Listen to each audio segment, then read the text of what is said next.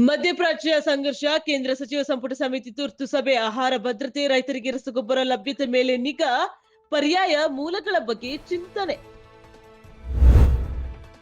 543 ಲೋಕಸಭಾ ಕ್ಷೇತ್ರಗಳನ್ನ 816ಕ್ಕೆ ಹೆಚ್ಚಿಸಲು ಕೇಂದ್ರ ಸರ್ಕಾರ ಮುಂದು, ವಿಧೇಯಕಕ್ಕೆ ತಿದ್ದುಪಡಿ ತರಲು ಕೇಂದ್ರದ ಸಿದ್ಧತೆ, ಬಜೆಟ್ ಅಧಿವೇಶನದಲ್ಲಿ ಮಂಡನೆಗೆ ತಯಾರಿ, ಮಹಿಳೆಯರಿಗೆ 273 ಸ್ಥಾನ ಮೀಸಲಿಡಲು ನಿರ್ಧಾರ.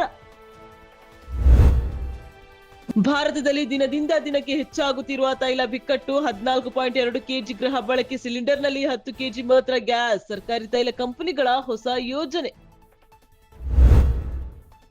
ಯುದ್ಧ ಪೀಡಿತ ಇರಾನ್ ಸಂತ್ರಸ್ತರ ಬೆಂಬಲಕ್ಕೆ ಬಂದ ಕಾಶ್ಮೀರದ ಜನರಿಂದ ದೇಣಿಗೆ ಸಂಗ್ರಹ, ಪತಿಯ ಸ್ಮರಣಾರ್ಥವಿದ್ದ ಚಿನ್ನವನ್ನೇ ದಾನ ಮಾಡಿದ ಮಹಿಳೆ, ಕಾಶ್ಮೀರ ಹಾಗೂ ಭಾರತಕ್ಕೆ ಧನ್ಯವಾದ ತಿಳಿಸಿದ ಇರಾನ್.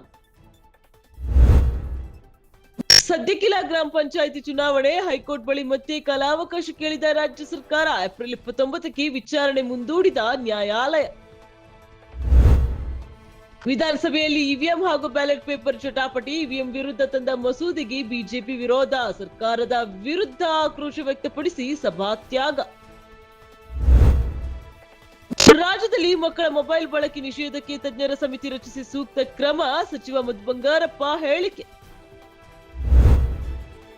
ಹಾರ್ಮುಜ್ ಜಲಸಂಧಿ ತೆರವಿಗೆ ಗಡುವು ವಿಸ್ತರಿಸಿದ ಟ್ರಂಪ್, ಇರಾನ್ ವಿದ್ಯುತ್ ಸ್ಥಾವರ, ಇಂಧನ ಮೂಲ ಸೌಕರ್ಯಗಳ ಮೇಲಿನ ದಾಳಿ 5 ದಿನಗಳ ಕಾಲ ಸ್ಥಗಿತ, ಅಂತಾರಾಷ್ಟ್ರೀಯ ಮಾರುಕಟ್ಟೆಯಲ್ಲಿ ತೈಲ ಬೆಲೆ ಇಳಿಕೆ.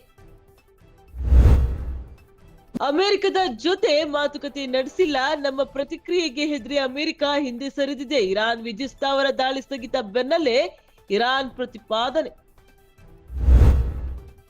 100ಕ್ಕೂ ಅಧಿಕ ಸೈನಿಕರಿದ್ದ ಕೊಲಂಬಿಯಾ ಮಿಲಿಟರಿ ವಿಮಾನ ಪತನ, ಕನಿಷ್ಠ 66 ಮಂದಿ ಸಾವು, ಹಲವರಿಗೆ ಗಂಭೀರ ಗಾಯ, ಕೊಲಂಬಿಯಾದ ರಕ್ಷಣಾ ಸಚಿವಾಲಯದಿಂದ ಮಾಹಿತಿ.